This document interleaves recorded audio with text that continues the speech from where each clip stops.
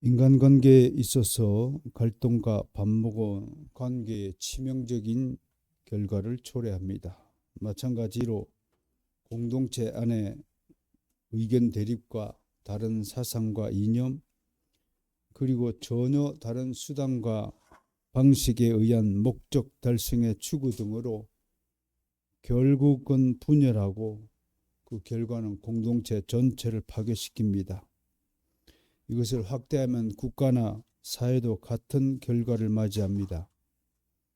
지금 대한민국이라는 민족 공동체가 심각한 분열의 상태에 처해 있습니다. 정권, 쟁취, 권력 추구라는 단 하나의 목적을 달성하기 위해서 수단과 방법을 가리지 않고 있습니다. 그래서 나쁜 정치가 국민들을 현혹하고 편으로 나뉘게 해서 5천년 한민족의 역사에서 이처럼 하나의 민족이 두 개로 쫙 갈라진 예는 찾아보기 힘듭니다. 그런 점에서 잘못된 정치로 국민을 현혹하는 나쁜 정치인들을 몰아내고 속히 법과 양심이 지배하는 건강한 사회와 국가를 건설하는 일에 모두 머리를 맞대야 할 것입니다. 무엇보다도 대한민국 사회에 깊숙이 스며든 어둠의 세력들과 그들의 권력, 정치, 수법에 대해서 이제 여러분들 스스로가 계몽되어지고 스스로 자각하여서 정신을 바짝 차려야 할 때입니다. 지금 많은 사람들이 잘못된 가르침에 따라서 공산주의를 무서워하지 않는 그런 세태에 살고 있습니다. 공산주의가 얼마나 무서운 것인가를 한국인들이 점점 잊어버리고 있는 것 같아서 잠시 여러분들의 기억을 되살리고자 공산주의 전 정체를 파악하는 참고 자료를 여러분에게 좀 소개해야 될 것 같습니다. 여러분은 공산주의 그러면 마르크스 레닌주의밖에 모르죠.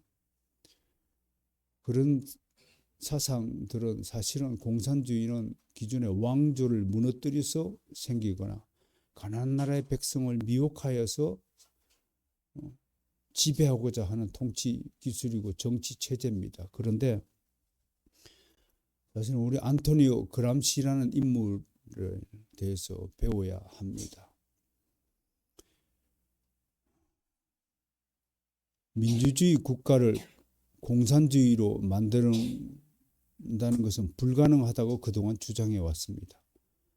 그런데 이분은 이탈리아 공산당을 만드신 장본인으로서 이탈리아는 자유민주주의 국가의 공산주의 사상을 뿌리 깊이 내린 사람입니다. 이 사람이 발표한 11개의 아젠다가 있습니다.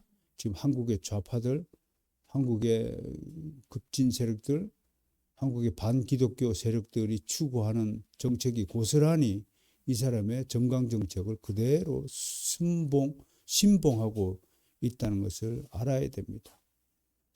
이번에 많은 국민들이 얼마나 나쁜 정치에 미혹되어지고 한국 사회가 지금 어느 정도 파손되었는가를 알지 못하는 것 같아서 이 얘기를 드리는 겁니다. 이걸 그람시 아젠다 11이라고 부릅니다. 적어도 개혁교회 성도들만큼은 이 공산주의의 정체를 정확하게 파악하고 대처하고 기도해야 할 것입니다. 첫째, 지속적으로 사회를 혼란시켜라. 질서 있는 사회를 이들은 원하지 않습니다. 둘째, 학교와 교사의 권위를 추락시켜라. 셋째, 가족을 해체하라. 넷째, 어릴 때부터 자유로운 성교육을 시키고 동성애 교육을 시켜라. 다섯째, 교회를 해체하라. 심지어 이런 행동 강령인데 몰래 잠입해서 교회에 불을 질러라. 여섯째, 대량 이주와 이민 정책을 통해서 민족 정체성을 파괴하라. 7번째, 인종차별을 범죄화시켜서 차별금지법을 제정하라. 8번째, 사법 시스템의 불신을 강화하라. 우리나라 검찰을 독재로 몰아세우고 지속적으로 검찰 독재, 앵무새처럼 외우게 하여서 좌파와 특정 지역의 사람들은 이 노예가 되어 있지 않습니까? 밑도 끝도 없어요. 왜 검찰이 독재하느냐고 물으면 밑도 끝도 없어요. 그냥 그렇게 지령을 내려오니까 이만큼 얼마나 무지하고 미혹된 상태에 있는가를 알아야 됩니다, 여러분. 이 쇠뇌라는 게 이 가스라이팅을 당한다는 것이 이렇게 무서운 겁니다. 9번째, 복지 정책을 강화시켜서 보조금에 의존하도록 시민들을 유도하라. 10번째, 언론을 조종해서 시민들의 의식 수준을 저하시켜라. 비판 없이 그냥 어떤 사실을 사실대로 믿도록 만드는 것. 이게 우중정치죠. 대한민국의 지금 시민의식들이 얼마나 여러분 저하된지 아셔야 됩니다.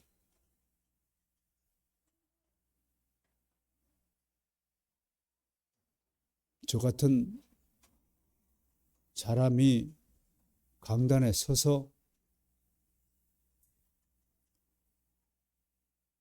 진리를 논하고 하나님의 말씀을 설교하는 일이 얼마나 자유롭게 보장될 수 있을지 염려스럽습니다.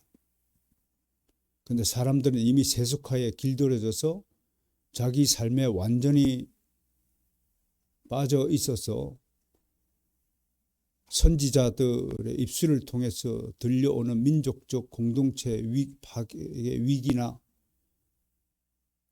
한 사회의 어지러운 혼란 상태를 두려워하지 않습니다. 그건 나하고 관계가 없는 일이야. 이미 약 30년, 40년에 걸쳐서 지속적인 반복 교육 때문에 우리는 이렇게 개인주의화 되었습니다. 마지막 11번째, 과도한 음주 문화를 장려하라. 여러분, 우스갯소리처럼 들리죠? 한국 사회에 이 11가지 상황이 지금 벌어지고 있지 않습니까? 어느 하나하나를 짚어두더라도 더 놀라운 것은요, 그람시의 책상 위에 붙어있는 것은 사람들을 무감각하게 만들어라. 아무리 옳은 소리를 들어도 그건 나하고 관계없어요. 나만 잘 먹고 잘 살게 된다는 생각으로 시민들의 수준을 매료시켜라.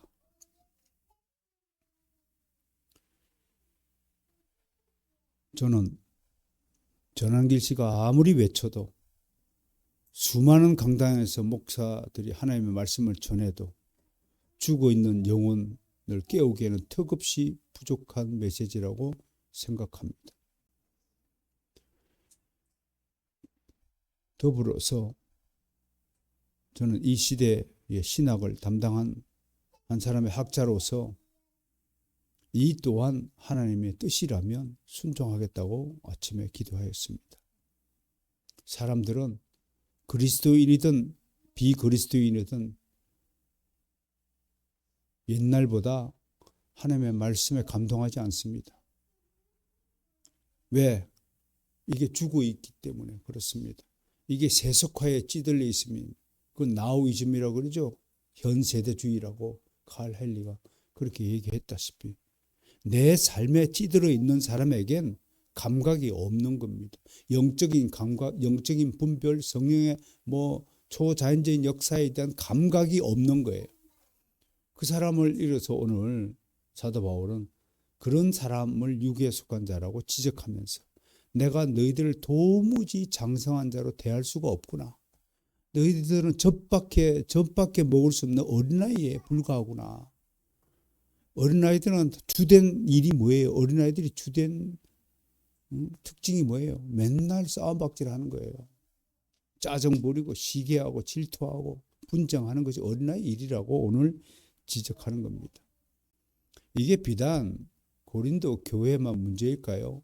우리 한국 교회도 마찬가지입니다. 같은 성령, 같은 믿음, 같은 주님의 지체임에서 하나가 되지 못하고 분열한 교회가 수두룩합니다. 아직도 장로들끼리 5대5로 딱 나눠져 가지고 담임 목사를 청빙하지 못하는 교회가 수두룩합니다. 담임 목사님을 쫓아내는 데까지는 성공했는데 새로운 목사님을 모셔오는데 딱 반반씩 5대5로 나눠져서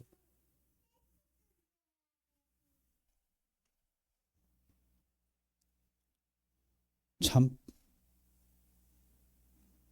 뭐라고 말할 수 없이 안타깝습니다. 저는 요즘에 기도하면 눈물이 먼저 나옵니다. 저는 이 눈물이 우리 주님이 나와 함께 흘리는 눈물이라고 생각합니다.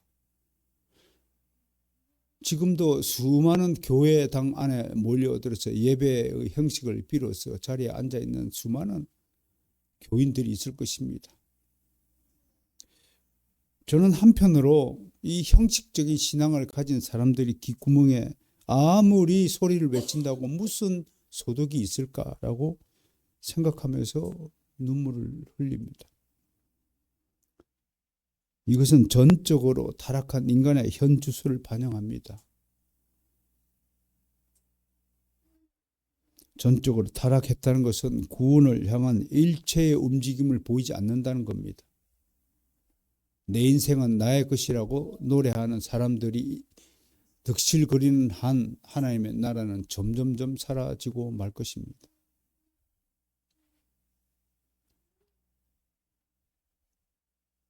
자신의 생존을 위해서 얼마든지 하나님이 세우신 규칙과 질서와 아름다운 조화와 사랑의 세계를 파괴할 수 있는 위험한 존재라고 하는 것입니다.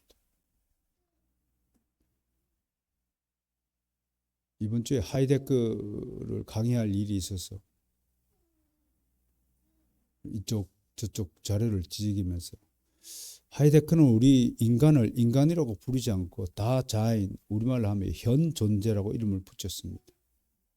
왜 좋은 이름인 인간이라고 부르지 않고 우리를 현 존재라고 불렀을까?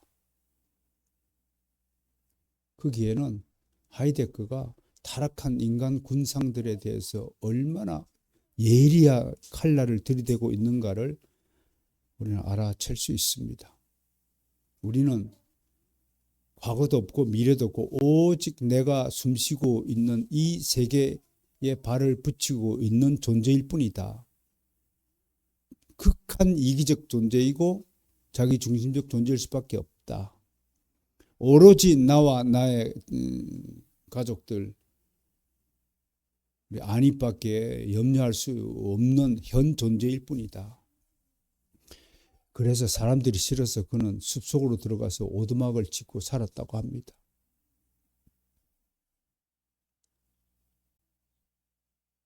오늘날 우리 한국 교회가 어느 정도 타락해 있는가를 생각하면 저는 눈물의 기도를 드릴 수밖에 없다는 것을 고백을 합니다. 타락한 인간의 특징이 뭐겠습니까? 적대적인 태도에서 출발합니다. 모든 진리를 반대합니다. 하나님을 대적하고 하나님이 창조하신 선한 세상을 어지럽히고 혼란의 주범들입니다. 뭐든지 거꾸로 뒤집어 보는 것을 즐겨합니다. 어떤 작자는 거꾸로 보는 세계상가를 지어가지고 그게 베스트셀러가 되는 거니까, 그런 이야기가 베스트셀러가 된다는 것은 그만큼 한국 사회가 병든 사회라는 것을 입증하는 것 아니겠습니까? 그걸 자유주의자들은 마치 거꾸로 뒤집어 보는 것처럼, 마치 지성인의 전매특허인 것처럼, 지적인 활동의 비판 의식의 한 부분인 것처럼 포장해갖고 현혹시키고 있지만 절대로 그런 일에 현혹돼서는 안 됩니다. 우리가 하나님의 말씀 진리를 거꾸로 뒤집어 볼 필요가 있습니까? 없습니다. 하나님의 말씀을 의심할 이유가 있습니까? 없습니다. 하나님은 한 점 의혹이 없으신 분이십니다. 완전 무결하신 분이십니다. 영원 불변 무한 존재하시는 분이십니다. 우리가 왜 성경을 무한 하나님의 말씀이라고 믿고 고백합니까? 성경 66권 심표 하나 가로 열고 셀라라고 표기한 부분에 이르기까지 하나님의 말씀 중에서 그릇된 말씀이 어느 하나라도 발견되는 구석이 있습니까?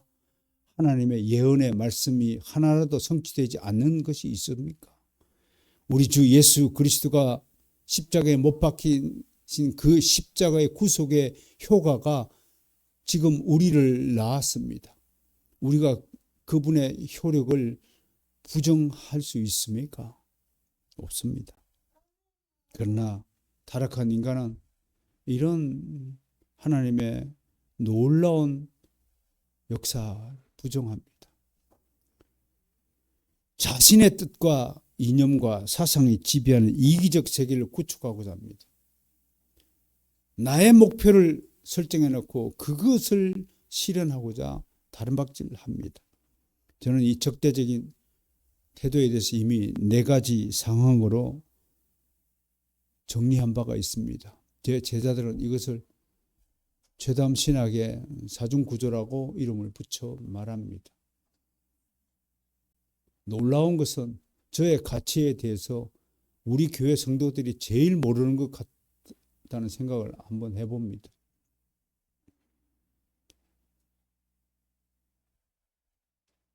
마스터스 뉴스에 창세기 5년 전에 행했던 강해를 올렸습니다. 김경수 목사님이 대신 올렸는데 저는 그 동향을 봅니다. 올리면 어떤 반응이 나올까? 아무도 반응이 없습니다. 왜 올렸느냐? 모 교회의 이름을 밝히기 시작한 김모 권사님이 그걸 어떻게 찾아서 보시고 2시간을 울었다고 하면서 저한테 전화를 주셨습니다. 세상에 이런 창세기를 강해를 하는 교회가 목사님이 계시다는 걸 하나님께 감사드린다고 우십니다. 그 딸이 여기 은평구 신사동에 산다고 하면서 자기 딸이라도 우리 교회에서 신학생활 하기를 원한다고 그렇게 전화를 주셨습니다. 그래서 제가 여쭤봤습니다. 어떤 부분이 그렇게 권사님을 감동시켰습니까? 창세기 1장 1절에 그런 놀라운 하나님의 신적 비밀이 숨어져 있다는 건 제가 태어나서 처음 들었다고 합니다. 그래서 그분이 그 다음 말이 더 저를 감동시켰습니다. 목사님 고맙습니다. 제가 왜 고마워요? 하나님께 감사해야죠. 아니요. 목사님 때문에 제가 55년 동안 예수 믿고 살고 있는데도 55년 동안 키가 1cm 자랐다면 목사님 이 한 편의 강의 때문에 제가 키가 10cm나 자란 것 같습니다. 라는 말씀을 해 주셔서 너무나 감동해서 올려놨습니다. 그리고 진짜 그 유튜브를 마스터스 뉴스에 게재한 이유는 따로 있습니다. 드디어 제 강좌에도 광고가 2개가 붙었습니다. 네. 그래서 많이 클릭을 할수록 광고가 붙는다고 합니다.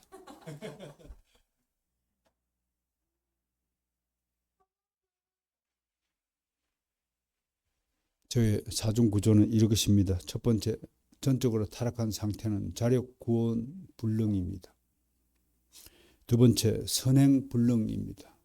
세 번째, 악의 충만이요. 네 번째, 신법 저항이라고 정리한 바가 있습니다. 제 강좌를 듣고 신학 공부한 사람들은 이 4가지 사항이 무엇인가를 잘 알고 있을 것이라고 생각합니다. 우리가 지금 다루고 있는 고린도 교회도 마찬가지입니다. 사도 바울은 고린도 전서의 앞부분 즉 1장부터 6장까지 할애하여서 고린도 교회 현안을 다루고 있고 특히 4장까지 1장부터 4장까지 고린도 교회 분열을 다루고 있습니다. 이 분열을 3가지 부분으로 나누면 1장 10절부터 17절에서는 분열이 구체적으로 어떤 분열이 있냐 그랬더니 뭐라고 얘기해요? 나는 그리스도파, 나는 베드로파, 나는 바울파, 나는 아볼로파 있다는 걸 고발하여 1장 18절부터 4장 13절에서는 이런 분열의 원인이 뭐냐면 바로 십자가의 도가 무엇인지 모르기 때문에 이렇다. 십자가의 도가 무엇인지 모르는 이유가 뭐냐면 오늘 설교의 제목이 바로 너희가 하나님의 뜻을 쫓아가지 않고 사람의 뜻을 쫓아서 네 자신이 세운 계획과 뜻과 목표를 가지고 살고 있기 때문에 이런 분쟁이 발생했다라고 지적하고 4장 14절부터 21절에서는 분열을 극복하기 위해서는 사랑 안에서 서로 하나가 되어야 한다라는 것을 말씀합니다. 이 부분은 다음 주에 제가 소개할 것입니다. 이런 문맥하에서 오늘부터 다루게 되는 3장은 앞에서 논술된 말씀을 보충 설명한 행식입니다. 오늘 다룰 1절에서 9절까지는 오직 성령을 통해서만 깨닫게 되는 십자가의 도의 유일성을 깨닫지 못하기 때문에 복음 자체에 근거하여 화합과 일치를 이루지 못하고 겉으로 드러난 인간적인 요소들에 집착하여 분열을 일삼고 있음을 지적합니다. 다음 주부터 다루게 될 10절 이후부터 23절까지는 그리스도와 복음 전도자 그리고 성도의 참다한 관계, 이게 삼일체적 관계라고 설명을 합니다. 그리스도와 교회 사역자들, 교회 목사님과 성도들의 삼중 관계는 바람직한 이 관계는 어떠해야 하는가를 가르치고 있습니다. 미리 설명하자면 건축물에 비교해서 그리스도는 터다. 목사를 비롯한 사역자는 건축자들이다. 건축가들이다. 집을 짓는 사람이다. 성도는 성전이다. 더 쉽게 얘기하면 이런 거예요. 그리스도는 땅 주인이고 사역자는 건축자고 성도는 입주민이다. 그렇게 바울이 비유로 들고 있습니다. 가장 이상적인 집이요 성전이 되겠죠. 주님이 우리 교회의 주인이시고 저는 교회 사역자로서 열심히 쓸고 다듬고 말씀을 궁구하고 말씀을 잘 요리하여서 여러분에게 비록 주일에 한 번밖에 안 되지만 먹이려고 합니다. 물론 주일에 이거 한 번 먹어가지고 여러분들이 영적인 건강이 보장된다고는 나는 절대로 믿지 않습니다. 그래서 수요 예배가 괜히 있는 게 아닙니다. 수요 예배도 맛있는 요리가 준비가 되어 있습니다. 현대인들은 이 신앙의 열기라는 측면에서 신앙의 농도, 하나님에 대한 충성, 헌신이라는 측면에서 현저히 약화된 것은 틀림없습니다. 일이 바빴어요. 집이 너무 멀었어요. 너무 늦게 직장에 마쳤어요. 여러 가지가 이유가 있습니다. 그러나 하나님이 원하신 것은 너희의 조건과 환경, 여러 가지 사정, 입장을 먼저 내세우는 것이 아니라 그럼에도 불구하고 내게 나왔어. 나도 수요 예배에 참석할 수 있도록 성령께서 역사해 달라고 간구하는 기도하는 그 모습을 하나님이 원하신다 이겁니다. 지난 17년 동안 입이 아프게 제가 강조하였습니다. 먼저 무릎 꿇고 기도하라. 아침에 일어나자마자 무릎 꿇고 기도하라. 그리고 주일날 일주일에 한 번 턱없이 부족한 이 간구 기도라도 일지라도 여기 나와서 좀 회개할 때 부르짖어 기도하라. 여러분 가톨릭과 자유주의자들이 세운 교회의 특징이 뭔 줄 아십니까? 나도 잘 몰랐는데 그들은 부르짖어 기도하지 않습니다. 그들은 점잖게 기도하기를 절개합니다. 주여. 그 점잖은 목소리로 목소리 낮은 톤을 깔아서 하는 목소리를 듣고 주님이 놀라서 도망칩니다. 저놈이 나를 잡아먹겠구나 하고요. 부르짖어 기도하라. 통에 자복하는 심령을 가지고 나는 왜 주님을 이렇게 확신하지 못하고 살아갈까?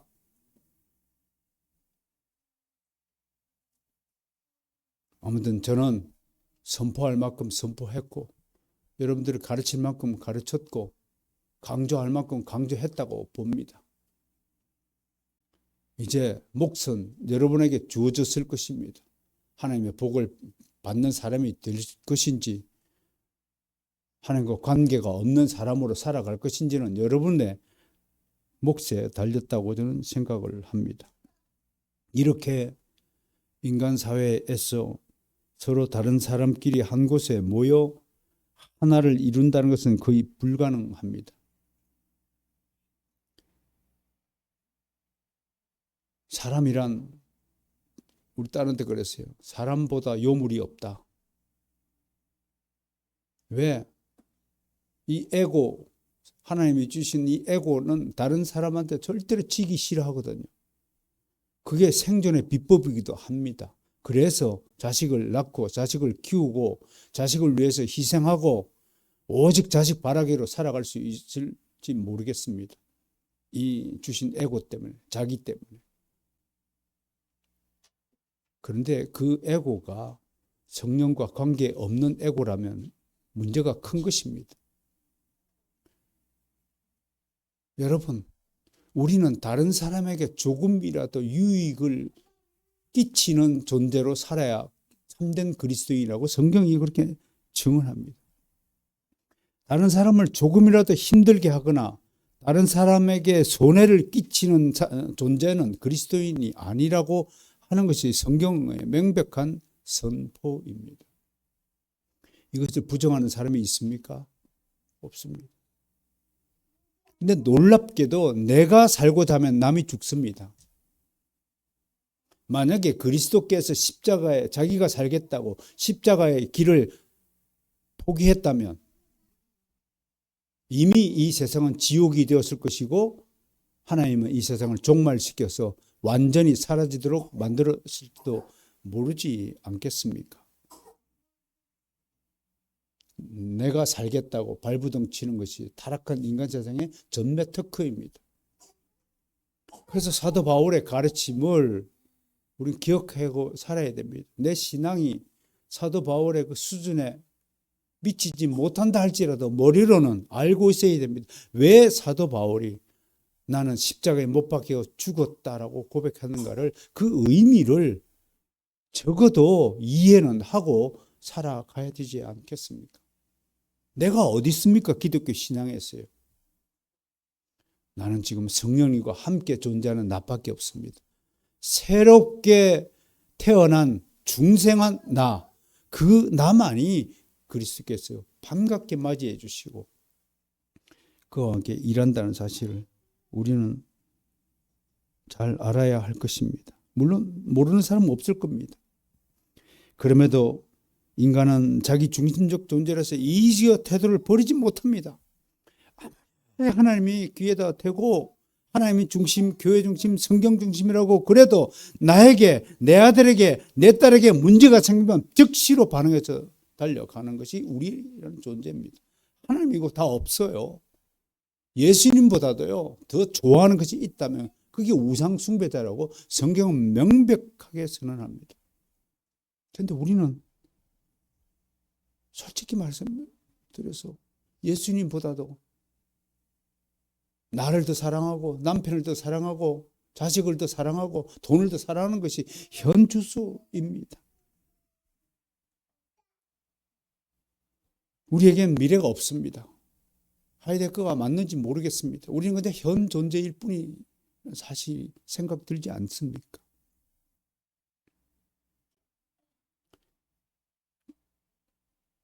이런 에고이스트, 이런 상태에서는 다른 상대를 대함으로 서로 이익이 충돌합니다. 그래서 관계가 깨어지는 겁니다. 서로 내 이익을 먼저 추구하는데 어떻게 화합이 생길 수 있습니까? 다 충돌밖에 없는 거죠. 그래서 사도 바울이 화합을 위해서 서로 입장을 조율해야 한다. 이 조율을 하기 위해서는 어떤 인격이 필요하냐면 성숙한 인격이 반드시 필요하다. 우리 가족에게 자주 우스갯소리로 하는 말이 있어요. 돼지하고 사람이 같이 살면 누가 힘들겠어요? 돼지는 하나도 힘들지 않습니다. 미숙한 사람은요, 신앙생활 하는데 하나의 어려움을 느끼지 않습니다. 불편하지 않습니다. 사람이 돼지하고 같이 어울려 살 수 있다고 보십니까? 얼마나 불편하겠습니까? 저는 뭐 코가 잘못돼가지고 냄새를 더 이상 못 맡으니까 다행스럽습니다만, 여러분 돼지 똥냄새를 맡고 산다고 생각해 보세요. 그만큼 비참한 인생이 어디 있을까요? 그래서 성숙한 사람이 괴로워하는 겁니다. 성숙한 사람이 기도할 때 눈물을 흘리는 겁니다. 흘릴 수밖에 없도록 성령께서 그렇게 역사하시는 겁니다. 아프니까요. 주님께서 왜 우리를 위하여 간구기도할 때 피눈물을 흘린다고 하셨습니까? 성숙하시니까요. 우리는 어린아이같이 미숙하니까요. 아무런 감각이 없는 무감각한 존재니까요. 7,000번이나 하나님이 이스라엘 백성들로 돌아오라 내 말을 들으라고 하셨다고 합니다. 적어도 한 사람에게 7,000번 충고를 하면 적어도 달라져야 되지 않습니까? 야, 너 그 말투 그거 좀 고치면 좋겠어. 너 그런 생각을 좀 버리고 좀 하나님의 진리의 생각으로 무장하면 좋겠어. 누군가가 누군가가 목사이든 친구이든 부모이든 선생이든 간에 누군가가 자신의 잘못된 태도를 좀 바로잡았으면 좋겠다고 충고하면 그거를 귀담아 들을 수 있는 사람이어야 그게 성숙한 사람이란 말입니다. 그런데 우리는 어떨까요? 저와 여러분은 하나님 앞에서 성숙한 존재인가요? No! 우리처럼 지독하게 말 안 듣는 존재가 어디 있나요? 왜? 이 에고가요, 새로운 피조물이 되지 못했다는 반증입니다. 새로운 피조물, 거듭난 존재는요, 하나님의 진리의 말씀에 아주 민감하게 반응합니다. 돈에 민감하게 반응하는 세속주의자와는 완전히 다르게 하나님의 말씀에 이 설교의 한마디에 소스라치게 놀라도록 그렇게 성령께서 역사하시는 겁니다. 아픕니다, 마음이. 나는 왜 하나님께 가까이 밀착되지 못하고 이렇게 살까? 왜 세상을 더 좋아할까? 왜 교회보다 세상을 더 좋아할까?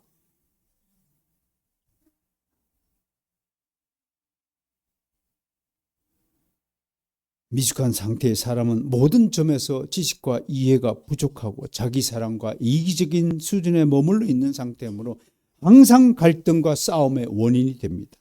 모든 분열과 분쟁의 중심에는 바로 이 미숙한 사람이 존재합니다. 금쪽 같은 내 새끼라는 그 프로그램이 있습니다. 여러분들도 보셨을 줄 있습니다. 그 담당 교수가 무슨 박사인데 여자, 거기에 출연하는 부부들 한번 보세요. 또 뭐 이혼 숙녀 캠프라는 프로그램도 있습니다. 제가 뭘 보냐면 거기에 출연하는 사람들의 수준을 보는 겁니다. 아, 참 사람들이 이 정도밖에 안 되는구나. 사람들이 자기 자식을 키우는데 정말 한심할 정도를 넘어서 상상을 할 수 없을 정도로 그렇게 자기 딱 수준에 맞도록 아이를 키우더구만요. 말을 그렇게 하고요. 남편한테 말을 그렇게 하고요. 우리 안시연이도 그러나? 남편하고 싸울 때 그 수준에서 싸우나? 싸울 때 그 녹화 중계를 좀 해봐. 나 어떻게 싸우는지 내가 좀 구경 좀 하게.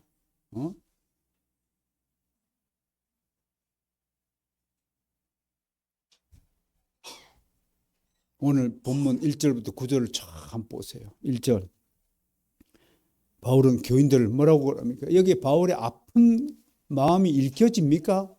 내가 너희들을 신령한 대로 대하지 않고 그리스도 안에서 누구로 대한다고요? 어린아이로 대한다. 이게 얼마나 아픈 소리입니까? 내가 이 말을 대변하는 나 자신도 최단 목사의 마음도 지금 아픈데요. 여러분들이 바라볼 때에 얼마나 아프겠습니까? 어린아이 대한다. 2절에서 그 증거로서 저저로 먹이지 아니하고 밥을 먹이지 아니하고 저저로 먹이고 밥을 먹지 않았다.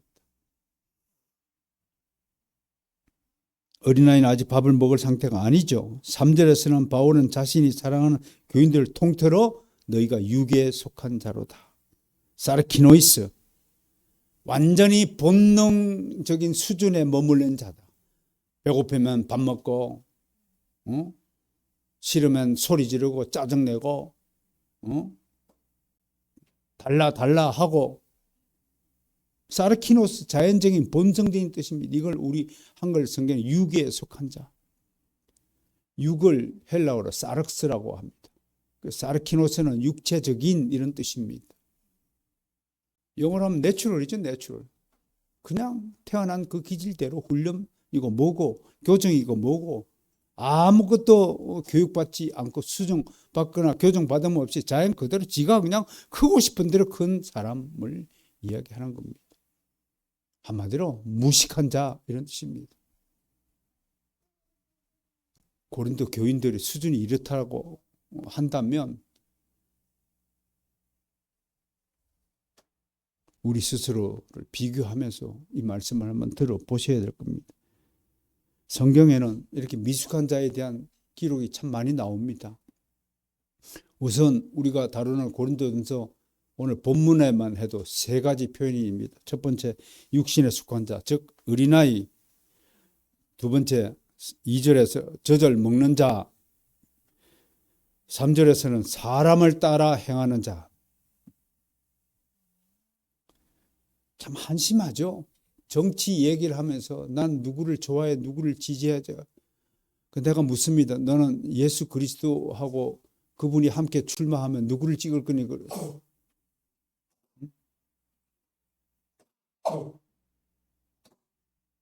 예? 대답해 보세요. 1번 예수 그리스도, 2번 윤석열, 3번 이재명. 누구 찍을 거예요? 예? 누구 찍어요? 1번.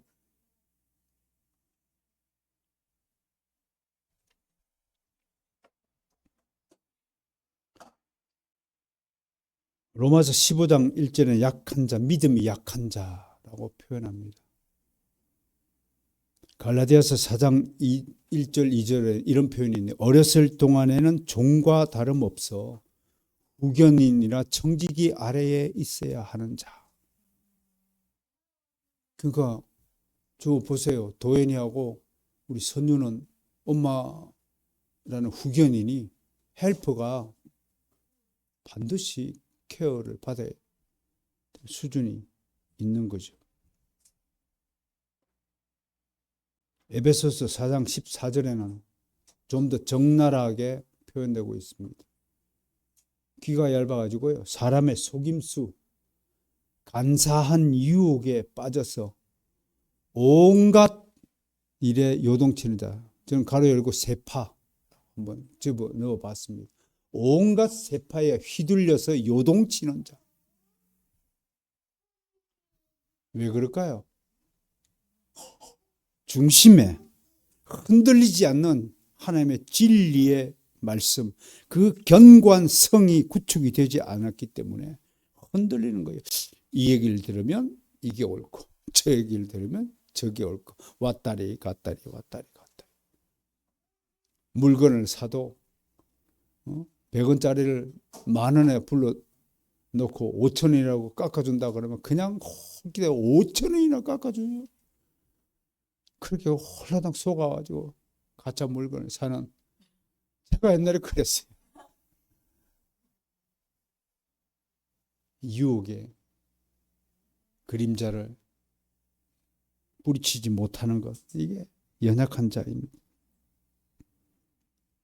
히브리서 5장 13절에는 이런 표현이 있는데, 의의 말씀을 경험하지 못한 자.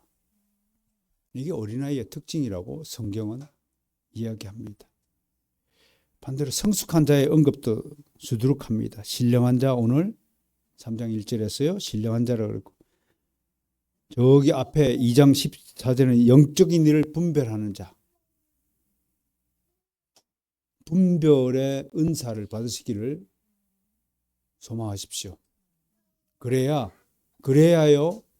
이 분별의 은사가 어떤 좋은 결과를 맺냐면 실패하지 않는 선택을 하도록 만듭니다.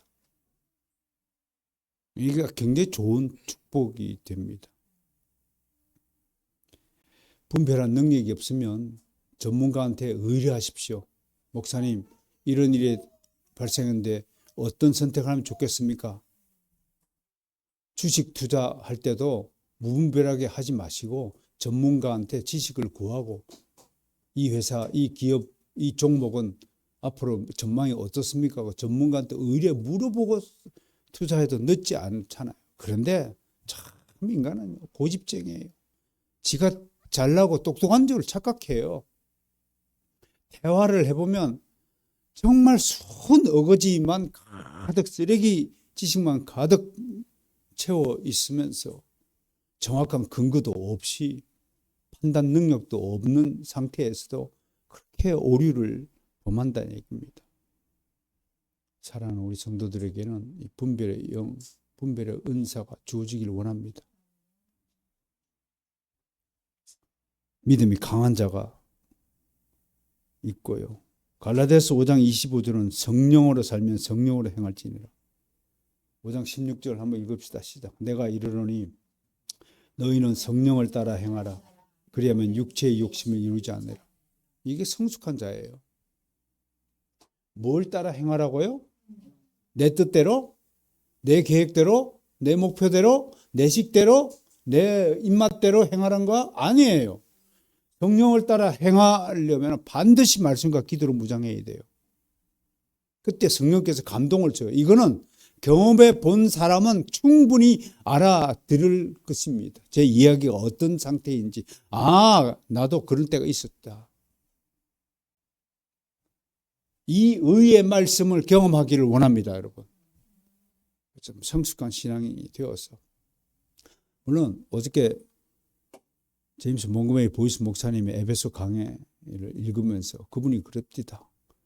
그래, 이 지상에서는 성숙한 인격, 장성한 믿음의 분량에 이르는 것이 불가능해 볼지 모른다. 그러나 우리 제10장로 교회는 이 지경을 향해서 지금까지 다른 박질을 해왔고 어느 지상에 세워진 교회들보다도 가장 성경적이고 가장 개혁적이며 가장 모범적인 교회라고 생각을 한다. 참 목회자 한 사람으로서 부럽죠. 그런 교회에 속한 성도들과 함께 신앙생활을 하면서 설교하고 목양하고 또 선교하고 전 세계를 누비며 바른 신학을 가르치는 사역들이 왜 저라고 없었겠습니까? 어떻든 고린도 교인들은 바울에 의해서 육에 속한 자로 평가받았습니다. 그 증거로 고린도 교인들이 행하는 시기와 분쟁을 내세우고 있습니다. 시기, 젤로스라고 하는 것, 이거 긍정적인 것과 부정적인 것이 있죠. 하나님의 열심, 하나님의 우상 숭배자를 질투하십니다. 시기하십니다. 우리 십계명에도 질투하는 하나님이라고 말씀하였습니다. 그러나 부정적인 의미로는 아주 더러운 생각의 창고입니다. 시기, 질투, 심은. 그래서 다른 사람을 의심하게 하게 하고요. 그래서 성경은 시기하고 질투하는 사람은 천국에 갈 수 없다라고 얘기해요. 왜? 그 시기 질투는 결국은 분노로 열매 맺기 때문에 그렇습니다. 분노가 왜 조심해야 되죠? 모든 관계를 한 방에 딱 깨뜨리니까 칼로 잘라버려요. 저도 사실은 젊은 시절에 분노로 인해서 좋은 관계를 잃어버린 때가 있었습니다. 얼마나 지금도 그때 일을 생각하면 물론 그 친구는 사람으로서 행할 행동이 아니었습니다. 지금 생각해봐도. 그럼에도 제가 더 참아야 됨에도 불구하고 현대인들에게 분노 조절 장애라는 질병이 얼마나 만연되고 있음을 생각할 때 이 점을 좀 생각했으면 좋겠습니다. 문제는 이 육에 속한 자의 원인이 있다는 것입니다. 그 원인이 뭐냐면 오늘 설교 제목대로 사람을 따라 행하기 때문입니다. 4절에서 교인들이 편을 나누어서 나는 바울에게 속하고 다른 이는 아볼로에게 속한다고 말합니다. 그러자 사도 바울은 5절에서 아볼로는 뭐고 바울은 뭐냐? 이런 논법을 소크라테스의 반어법이라고 부른다고 하는군요. 우리말로 아이 그게 뭐야? 남들이 시끗 해난 뭐 하고 일을 했는데 아유 그게 뭐야? 뭐, 질문도 아니고 아무튼 표기할 때는 물음표를 붙여요. 그게 뭐야? 물음표를 붙이면 뉘앙스는 묻는 것이 아니고 비꼬는 투입니다. 이런 것들을 반어법이라고 합니다. 야, 아볼로는 뭐고 바울은 뭐냐? 그게 뭐냐? 이런 뜻입니다. 그래서 6절에서 설명합니다. 나는 심었고 아볼로는 물을 주었을 뿐 오직 하나님께서 자라나게 하신다. 하고 7절에서 선언합니다. 사람의 생각으로는 고린도 교회를 설립하고 복음의 씨앗을 뿌린 자는 바울입니다. 그래서 사람들은 바울을 존경한다는 명목으로 바울파를 만든 것입니다. 그러나 그것은 단지 사람의 생각입니다. 외형적으로 바울이 교회를 설립한 건 맞지만 실상 교회를 설립하도록 뒤에서 뜻을 세우시고 성취하신 이는 하나님이십니다. 이것을 아는 것이 하나님의 비밀한 지혜를 가지는 것이 됩니다. 자연인은 고린도 교회의 설립자를 바울이라 하지만 참된 그리스도인은 교회의 설립자이자 주인은 하나님이라는 것을 믿고 고백하는 것입니다. 하나님 앞에서 우리 사역은 아무것도 아니죠. 우리는 그저 하나님의 성령의 가르침과 인도하심에 복종하고 따를 뿐입니다. 종은 주인의 명령에 따라 행합니다. 종은 주인으로부터 모든 자유를 허락받았기 때문에 하나님의 가장 큰 보상을 받은 존재입니다. 더 이상 하나님께 간구하지 않아도 될 만큼 충분한 은혜를 누리고 있습니다. 그럼에도 우리 하나님은 아무런 공로도 없는 우리의 일을 간과하지 않으시고 반드시 일한 대로 상을 주시겠다고 약속합니다. 싹을 지불하겠다고 약속하십니다. 그뿐 아니라 하나님은 우리를 자신이 마음대로 부려먹는 한낱 노예나 종으로 취급하지 않고 자신의 일을 함께 한다는 이유만으로 우리를 하나님의 동역자라고 대우하신다는 겁니다. 다시 말해서 하나님의 밭과 집을 관리하는 사역을 우리에게 맡기셨다는 것입니다. 이것은 참으로 놀라운 은혜입니다. 세상에 이런 주인은 하나님 외에는 없습니다. 종을 주인급으로 대우하는 주인은 없습니다. 종을 자기 자녀처럼 사랑하는 주인은 이 땅 위에는 존재하지 않습니다. 이제 우리는 하나님의 뜻을 쫓아 하나님과 함께 열심히 일해야 할 것입니다. 일하기 싫거든 먹지도 말라고 사도 바울은 따끔하게 충고했습니다. 무엇보다도 성경은 하나님을 농부라고 비유합니다. 요한복음 15장 1절에서 나는 참 포도나무요 내 아버지는 농부라 라고 말씀하셨습니다. 하나님은 농부로서 자기 밭에 일꾼들을 동원해 씨를 뿌리게 하십니다. 그런 다음에 씨가 자라나 싹이 트고 열매를 맺도록 직접 농사를 지으십니다. 하나님은 농사가 잘 되어서 많은 열매가 맺어지기를 원하십니다. 요한복음 15장 8절 말씀입니다. 너희가 열매를 많이 맺으면 내 아버지께서 영광을 받으실 것이요. 이때 영광은 한없이 기뻐하신다는 뜻이 있습니다. 우리가 농사를 잘 지면 하나님이 춤추며 기뻐하신다는 모습을 한번 상상해 보시길 바랍니다. 그리고 너희는 내 제자가 되리라. 우리가 이 땅에서 가장 영화로운 칭호가 뭐 있습니까? 아, 당신은 그리스도의 제자이시군. 진짜 당신은 참된 믿음을 가진 주님의 제자이군요. 참된 그리스도인처럼 보이는군요. 또 성경에서 하나님의 건축자로 묘사됩니다. 자기 소유의 땅에 들을 뜯으시고 아름다운 건물을 짓습니다. 교회당 건축사를 이렇게 뒤적여서 공부해 보면 콘스탄티누스 황제가 313년 서기 313년에 기독교를 공인했다고 역사는 기록하고 있습니다. 그 전까지는 교회당 건물이 없었습니다. 전부 다 그냥 동굴 안이나 지하 동굴이나 허름한 산골짜기에 가가지고 옹기종기 모여서 예배 드리는 것이 능사였습니다. 근데 콘스탄틴 황제가 기독교를 세상 바깥으로 나오게 했습니다. 그리고 모든 우상 숭배의 신전들을 다 철폐하고 그걸 전부 기독교에다가 선물을 주었습니다. 오늘 바티칸의 그 땅도 황제가 선물한 땅들입니다. 이후 4세기부터 지금까지 기독교 건축 양식이 가톨릭 교회에서 엄청나게 발전했습니다.